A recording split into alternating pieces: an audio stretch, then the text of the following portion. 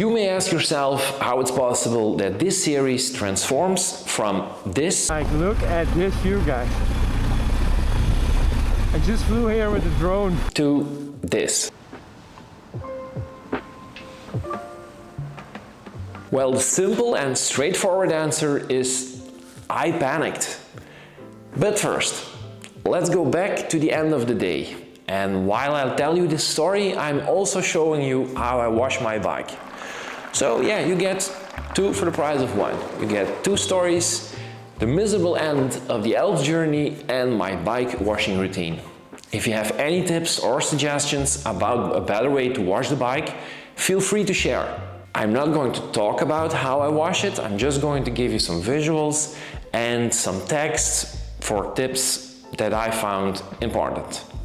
So, I finished the day on an off-road tap track from Via del Sale to France. I think it's section 2 from Italy.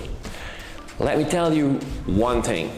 It was absolutely stunning, but definitely not a place to be on your own on a big GS adventure.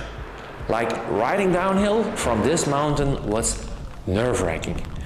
I had to maintain focus while the bike searched for its line through the terrain. Like, yeah, it asked a lot from me, like mental but also physical.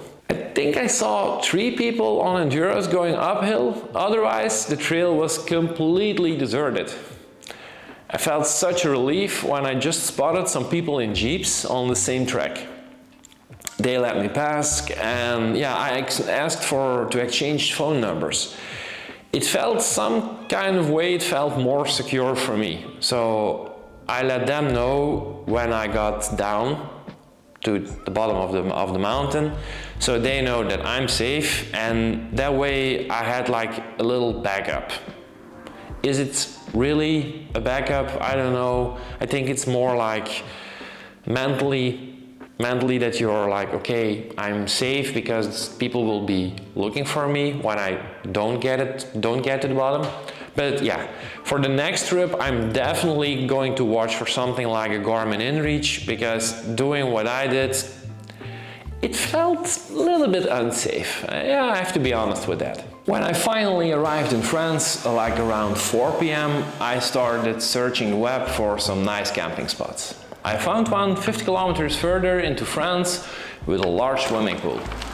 About 10 kilometers before reaching the campsite, the thing happened. Yeah, the thing was at first just a small warning light indicating that the bike needed service in 1,000 kilometers. I thought nothing was wrong. We were going to end the evening with a good meal and some sleep, and yeah, tomorrow would be another day. Problems didn't exist. That's what I thought.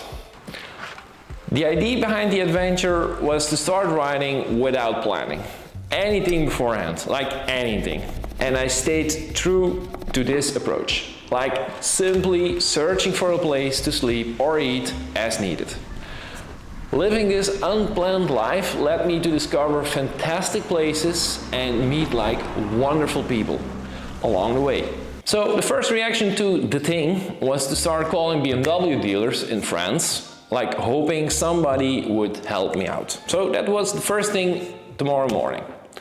So I packed up all my gear and started riding towards Spain. Why Spain? Because I actually was planning to ride the ACT Pyrenees after this big trip. But yeah, on the way I called every BMW dealer I could find. But luck wasn't on my side. Absolutely nobody could help me. It was like a day filled with the word no. Being my positive self, I kept believing that a solution would reveal itself.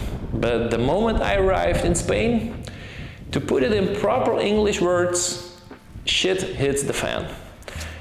It was 9 p.m. and I still hadn't found a solution for my bike service. To make matters worse, I couldn't find a place to sleep. No available campsite, no hotel, no B&B, just nothing. It was at that moment that I made a little mistake. I freaked out and I panicked. So I instantly start thinking about going home. And to make things even worse, the mountains turned like pitch black, really, pitch black, as if hell had broken loose upon me. And then the rain came, pouring down.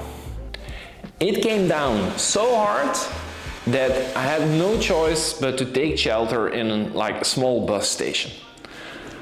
I pulled all my warm clothes out of my bags and started preparing myself for what felt the longest ride of my life. And to be honest, just never do what I did that day. I had already ridden like 600 kilometers from the Alps to Spain, and now I was preparing myself for a 1300 kilometer ride back home, and that within 24 hours. Absolutely crazy. Absolutely crazy and unsafe. Now, looking back on the adventure and all the beautiful days in the mountains, I'm really glad I did the trip. I learned so much about traveling, about filming, and definitely about riding off-road. But yeah, for now I'm wrapping up this episode. But I will be back in Spain. I really hope you enjoyed the series. Feel free to drop any tips or feedback in the comments. And because you stuck with me until the end, feel free to like and subscribe. Thanks again for watching, and I see you in the wild.